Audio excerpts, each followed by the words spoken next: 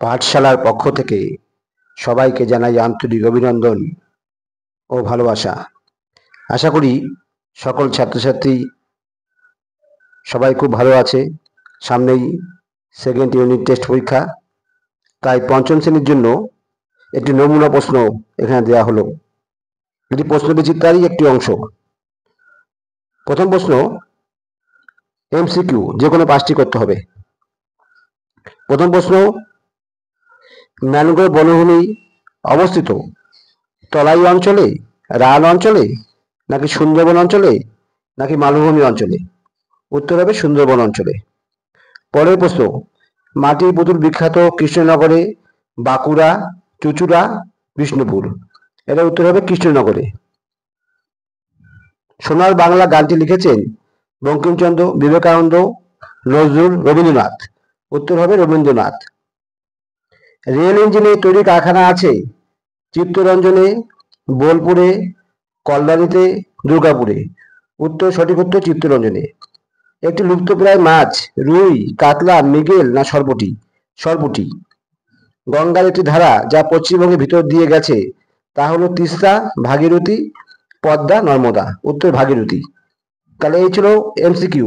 এরপরে শূন্যস্থান পূরণ করো, যে কোনো 5টি। বঙ্গভঙ্গ হয়েছিল উত্তর 1905 সালে।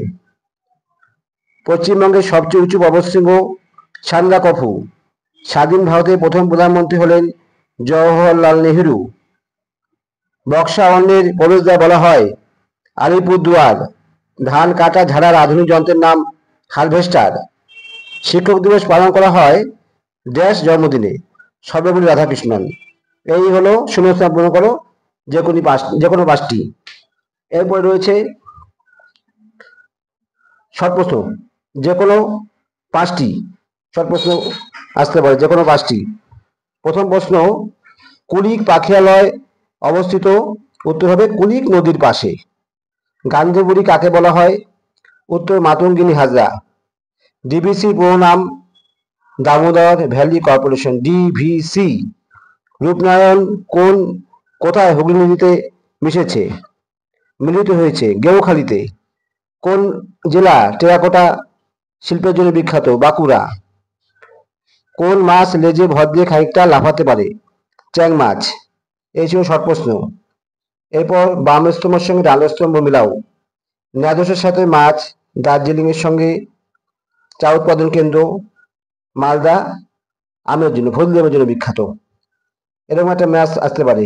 এরপর সঠিক বাক্যের পাশে টিক চিহ্ন আর ভুল বাক্যের পাশে কাটা চিহ্ন দাও। প্রথম, সাদা আকৃতির শহর হলো কার্শিয়াং, ঠিক, রাইট চিহ্ন।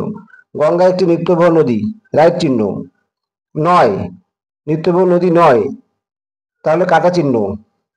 আর নিত্যবহ নদী হলে রাইট চিহ্ন হবে। এটা একটু ভুল করা হয়েছে এখানে, এটা কাটা হবে। 1947 সালে 15ই আগস্ট ভারতবর্ষ স্বাধীনতা লাভ করেছে, ঠিক, রাইট। ভারতের প্রথম শিক্ষামন্ত্রী ছিলেন বাবা সাহেব আম্বেদকর। এটাও ভুল, শিক্ষামন্ত্রী ছিলেন না, এটা ভুল। তাহলে আশা করি তোমাদের ভিডিওটা খুবই ভালো লেগেছে। সামনেই পরীক্ষা, মন দিয়ে পড়াশোনা করো। যদি ভিডিওটা ভালো লেগে থাকে তাহলে লাইক, শেয়ার এবং সাবস্ক্রাইব করে দিও। ধন্যবাদ।